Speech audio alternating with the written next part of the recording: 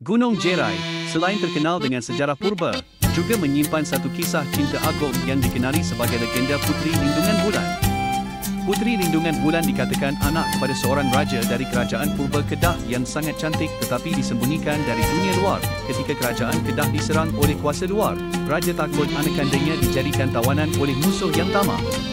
Lalu sang raja memohon bantuan gaib agar puteri disembunyikan di Gunung Jerai dan tidak dapat dikesan sesiapa. Puteri itu dikatakan gaib bersama cahaya bulan dan hanya akan muncul apabila bulan penuh menerangi puncak gunung. Seorang pemuda kampung jatuh cinta dengan bayangan puteri yang dilihatnya setiap malam menghadap bulan dari jauh.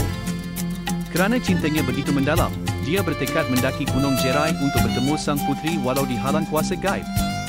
Di pertengahan jalan, dia diuji oleh roh-roh penjaga gunung yang mahu menghalang niatnya mendekati sang puteri. Akhirnya dia menyerahkan jiwanya untuk kekal bersama puteri sebagai penjaga abadi Gunung Jerai.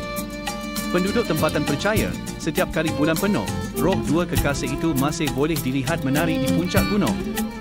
Kisah Puteri Lindungan Bulan bukan sekadar legenda cinta, tetapi juga lambang kasih sayang yang abadi dan warisan orang Kedah. Pernahkah anda dengar kisah ini daripada orang tua?